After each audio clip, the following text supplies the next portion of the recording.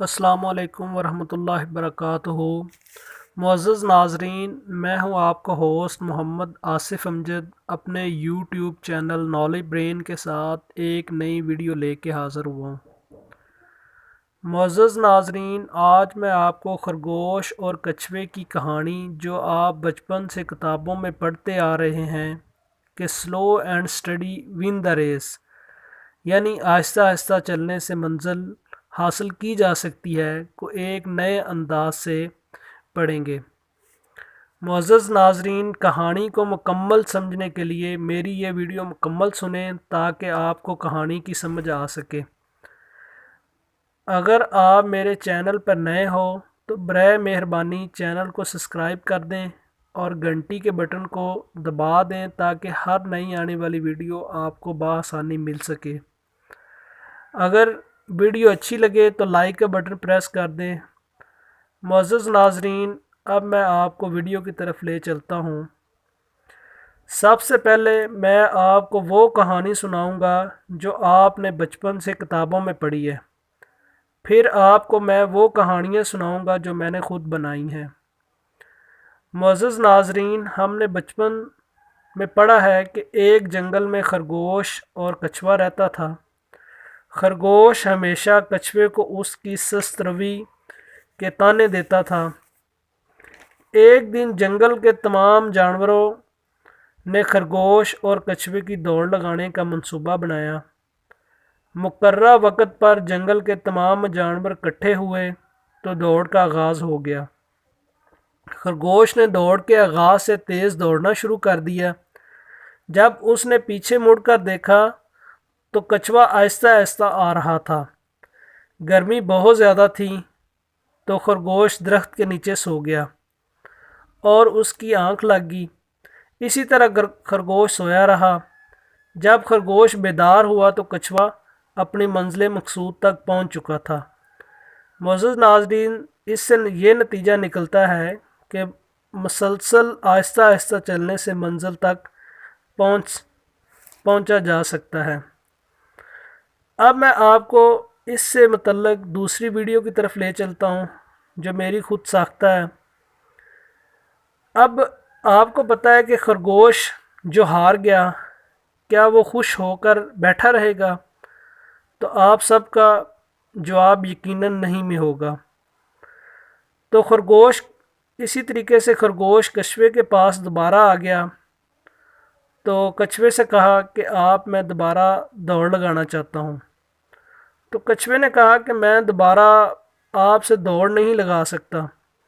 اسے پتا تھا کہ میری سست روی ہے، اگر میں اس سے دوڑ لگاؤں گا تو میں یقیناً ہار جاؤں گا۔ البتہ جنگل کے دوسرے جانوروں نے خرگوش کا ساتھ دیا اور دوبارہ دوڑ کے لیے وہ دونوں تیار ہو گئے۔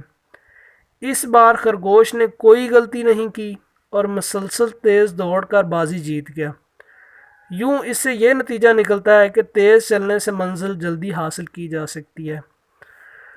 اب میں اس سے ریلیٹڈ آپ کو تیسری کہانی کی طرف لے چلتا ہوں۔ اب دوبارہ پھر جنگل میں یہی مشہور ہو گیا کہ کچھوا سست روی کا شکار جانور ہے، جبکہ خرگوش جو ہے وہ ایک تیز اور ایکٹیو جانور ہے۔ تو اب کچھوا بڑا پریشان ہو گیا۔ تو اب وہی، کیا کچھوا سکون سے بیٹھے گا؟ تو یقیناً آپ کا جواب ہوگا نہیں۔ تو اس طریقے سے کچھوا خرگوش کے پاس آ گیا۔ اس نے خرگوش سے کہا کہ میں دوبارہ آپ کے ساتھ دوڑ لگانا چاہتا ہوں۔ خرگوش اپنی کم عقلی کی وجہ سے جلد مان گیا۔ کچھوے نے کہا کہ منزل یا راستے کا تعین میں کروں گا۔ کچھوے نے کہا یہ راستہ ہے، اس میں ایک ندی ہے، ندی کے دوسری طرف باغ ہے، باغ میں آپ نے پہنچنا ہے، وہ ہماری منزل مقصود ہے۔ اسی طرح جنگل میں دوبارہ اس دوڑ کی اناؤنسمنٹ ہوگی تو مقررہ وقت پر دوڑ شروع ہوگی۔ اسی طرح دونوں جانور ہی بھاگے، کچھوا اور خرگوش۔ تو خرگوش نے کیونکہ پہلی کہانی سے سبق سیکھا ہوا تھا کہ سونا نہیں ہے، وہ بہت تیز دوڑا اور ندی کے کنارے آگے رک گیا۔ آگے اگر ندی ہے، ندی میں چھلانگ مارے تو مر جائے گا۔ कछुआ आहिस्ता आहिस्ता नदी के पास आया और पार की और मंजिल मकसूद तक पहुंच गया। तो मुअज़्ज़ज़ नाज़रीन, इससे ये नतीजा निकलता है कि कछुआ जीत गया, खरगोश हार गया। अब मैं आपको इससे रिलेटेड चौथी वीडियो कहानी की तरफ ले चलता हूँ।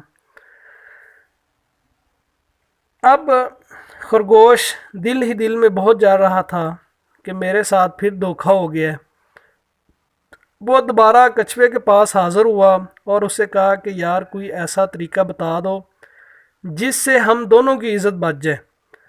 तो कछुए ने बड़ी आजिज़ी के साथ कहा, चलो मैं आपको एक तरीका बताता हूँ कि यही कठिन रास्ता होगा। खुश्की पर आप मुझे अपनी कमर पर सवार कर लो, हम दोनों जल्द ही खुश्क रास्ता तय कर लेंगे, और नदी में मैं आपको अपनी कमर पर सवार कर लूँगा। तो इस तरीके से हम ये कठिन रास्ता दोनों बासानी तय कर सकेंगे। मुअज़्ज़ज़ नाज़रीन, इससे ये नतीजा निकलता है कि आपस में भाईचारे से हम मुश्किल से मुश्किल काम को भी आसानी से हल कर सकते हैं, और इस दुनिया में कोई भी चीज़ हकीर नहीं है। ये मेरी वीडियो थी। अगर ये वीडियो आपको अच्छी लगी है तो इसको अपने दोस्तों के साथ शेयर कर दें, और नीचे कमेंट में इससे रिलेटेड अपने अपने अंदाज़ में नतीजे भी लिखें, ताकि उन नतीजों से दूसरे लोग भी फ़ायदा हासिल कर सकें। Thank you ji.